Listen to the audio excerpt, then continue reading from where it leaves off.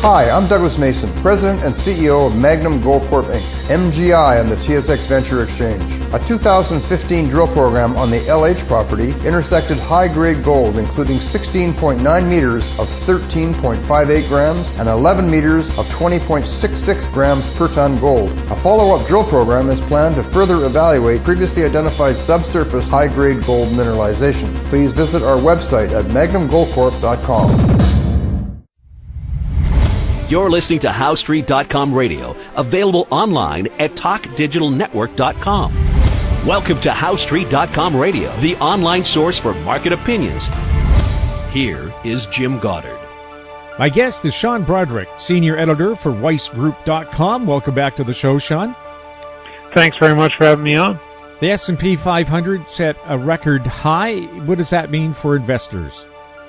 Well, I mean, that means that people have to watch what happens here. Now, things look good for the market generally because of two things. One is that the U.S. and China are going to have low-level talks on trade, so people are hoping things will work out there. I think that's actually putting the cart before the horse. I wouldn't put that much stake in it, but nonetheless, it puts optimism in the market. The other is that President Trump has been complaining openly about his head of the Fed, who he appointed, by the way, saying that he's been hiking rates too much, and so that's been pushing the U.S. dollar down. And so as the dollar goes lower, stocks go higher. So we have those two things going for it. Now, we will have the minutes of the last FOMC meeting coming out, and we'll have to see if those are hawkish. If they're hawkish, that could send the U.S. dollar higher and send the market skittering lower. So look for that this week. But then again, maybe that's priced in. Maybe people are like looking at what's going on with the U.S., with China, with President Trump, and saying, you know what, we can continue to put more money into this thing. It looks good. Also, though, when you hit record highs, does that warn people that perhaps this is as high as it's going to go and it's time to start maybe cashing out a bit? Well, people who look at things cyclically, and I often do, might look at that, yes. But plenty of people on Wall Street see new highs as a signal to buy more, showing that things are getting stronger. And as long as the volume keeps up, you know, it's actually kind of a bullish thing. So I think the opinion's going to be mixed on this. We'll just have to see how that works out. I'm actually looking at specific areas that I expect to outperform, things like REITs, because we see inflation coming into the system. REITs do well in that. And also I've seen good buying opportunities this week in gold. We added a nice gold miner that was dirt cheap. And also I'm looking at cannabis stocks as well. There's a lot of vitality coming back into that industry as well. When it comes to gold, a higher U.S. dollar, lower U.S. dollar works best. What works best for gold? A higher U.S. dollar hammers gold. You have to keep that in mind. It just does. The two are, I always say they're on opposite ends of the seesaw of pain, because when one goes up, the other gets hurt. And so we have to deal with that. Now, we are seeing some action that could be seen as a bottom in gold, but there are still plenty of bears in the market. I mean, many people are looking at strong support down at 1122, and they expect gold to go visit there. As a person who's adding gold positions now, I'm actually heartened by the fact that not everyone has turned bullish at once. I want the bears to remain bearish because, you know, you don't want everyone to run to one side of the boat too much too fast. In fact, I have an article on that. Let me plug my own site, Edelsoninstitute.com. Had an article go up there Tuesday afternoon, and it talks about how mega bearish the market has become on gold. And when you have that mega bearishness, when it's like the bear cavalry charging across the scene, it's actually hard for prices to go lower because everybody's sold that wants to. It's actually easier for prices to go higher. So you should look at the charts that I have in that story and just look at things around the market, and just this intense bearishness on gold in the market, I think, is a good sign that we are much, much closer to the bottom than any sort of top. What kind of gold should you have? ETFs, physical gold, gold miners, gold stocks? I think you want miners that are leveraged to the underlying metal, because right now those miners have been set on fire and pushed off a cliff. In fact, I named 3 of them in my article that went up Tuesday that just talk about, these are producing miners, big major miners, and they are trading like they've run out of gold. They haven't run out of gold, and they're still making money at these levels. It's just that there is no bullish sentiment left in this sector. And so these big bullish miners are being shoved off a cliff. Now, when Wall Street wises up to the fact that we're at some kind of rocky bottom here, these are the big companies that they'll probably buy. However, that said, I think smaller companies are even more leveraged to the next big move higher in gold, because those get sold even harder. So if you have the stomach for it, if you have steel in your spine, you can buy those smaller companies, because there's your potential rocket rides. We'll have more with Sean Brodrick right after the break.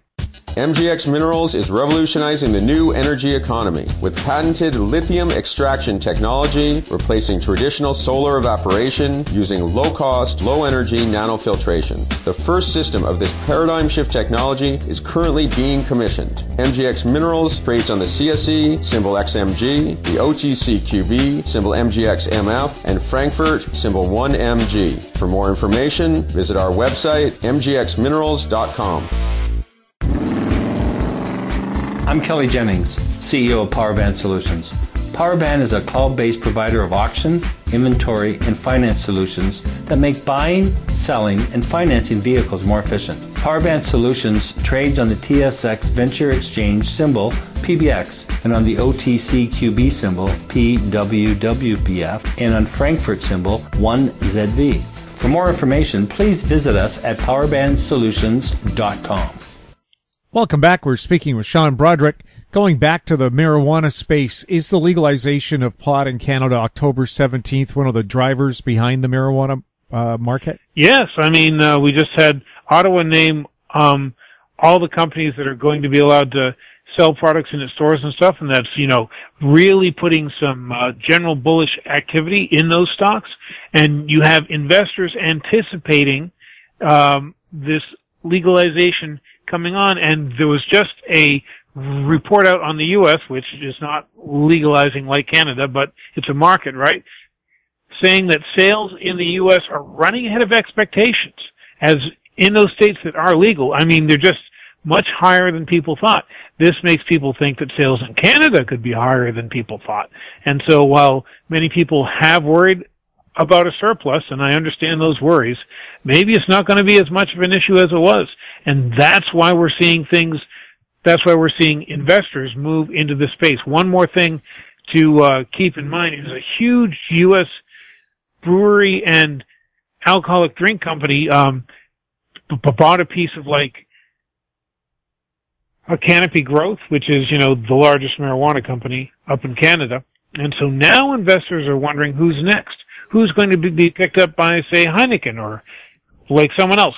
Get that big investment of funds, because companies do not want to miss out on just having this real market opportunity. And so that's putting some more bullish sentiment in the market. And it's not that hard to do, because again, sentiment was so negative in the space for quite a long time. Really, the stuffing got beaten out of it. Now, that doesn't mean that a lot of real garbage can't float higher as the tide lifts, because a rising tide lifts all boats. So you have to be selective. Find those companies that are actually making gains in their revenues year over year, quarter over quarter, making big gains. They have a plan. They have a plan to profitability, and they're going to execute that plan. They have good management. Those are the things you want to look for. Yeah, I believe it was Molson Coors who was getting into the marijuana business. Also in California, a number of breweries are looking at pot-infused brew as well. Of course, they're going to have to worry about the taste. I don't know what it would taste like. Well, yeah, but you can make anything pretty much taste like anything nowadays. It all depends on how natural you want to keep it, right?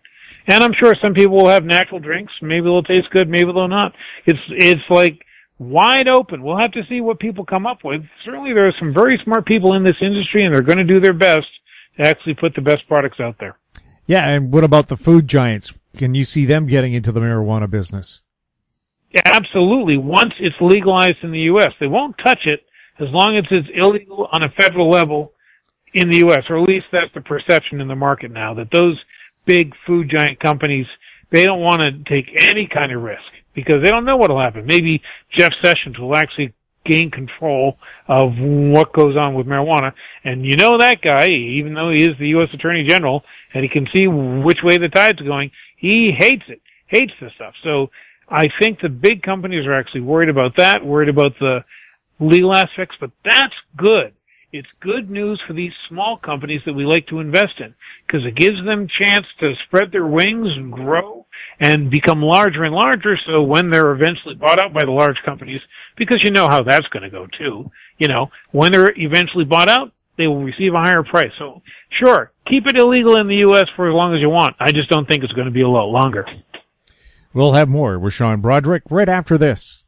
Vadic Ventures Corp. is a potash exploration company focused on the Korat Basin in Thailand, the world's largest undeveloped potash resource. Vadic's management has extensive potash exploration and development experience in Thailand. Vadic will have marketing advantage compared to Western producers. Drill program commences this spring. Vadic trades on the TSX Venture, symbol VCV, and on Frankfurt, symbol V8V2. Visit our website, vadicventures.com. Don't miss out. Stay informed. Receive the HowStreet.com weekly recap with thought-provoking podcasts, radio, and articles delivered to your inbox. Sign up for the HowStreet.com weekly recap on our homepage at HowStreet.com. Welcome back. We're speaking with Sean Brodrick. Sean, currency crises in Turkey, Venezuela, Argentina. What is the chance of contagion spreading to North America? Well, I think there is contagion chance. Now, things look better in Turkey, at least on the surface, so there's that. But in Venezuela, you saw they just had to lop a whole bunch of zeros off their currency. Things are going from bad to worse down there. Now their national oil company is actually losing properties to people who are suing it in Canada and elsewhere, and for good reason, because they weren't paying their bills. The real one to watch, I think, the canary in the coal mine. And like we've also seen bad news in Argentina and stuff, though they're trying to stabilize that as well. Watch Mexico, because that's one that's kind of in the twilight world. What's actually going to happen, we don't know. I mean, it versus the U.S. dollar, it's down about 8% from the highs it hit last year, but it's about 11% up from the lows that it hit just earlier this year. So Mexican peso has had quite a run, so I can see why people wouldn't be worried about it. Excuse me, it's about 8% up from lows it hit earlier this year. But, I mean, if it really goes down to visit those lows it saw in early 2017, that's about a 13% move lower. And that would just be to support. So we'll have to see what happens with Mexico. And this all comes back to the trade policies, doesn't it? Because, we have NAFTA and we have the big international trade policies as well.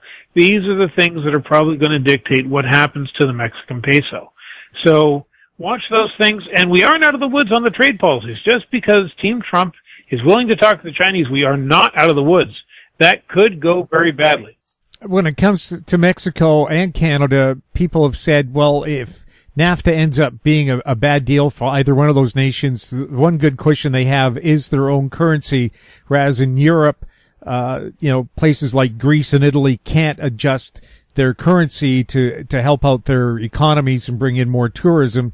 Is that something that the NAFTA negotiators are using? Yeah, well, that's certainly a good thing in their favor. I don't know if it'll be enough.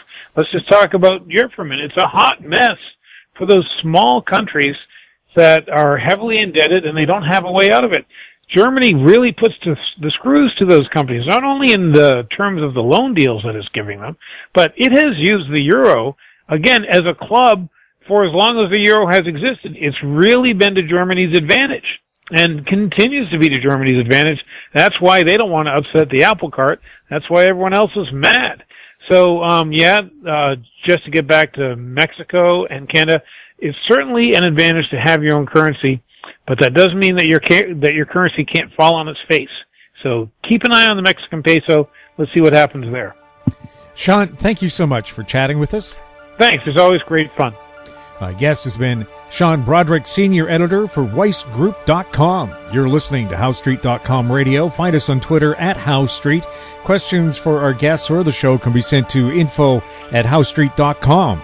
I'm Jim Goddard. Thanks for listening. Comments made on HowStreet.com Radio are an expression of opinion only and should not be construed in any matter whatsoever as recommendations to buy or sell any financial instrument at any time. Available online at TalkDigitalNetwork.com. HowStreet.com Radio is a production of HowStreet Media Incorporated.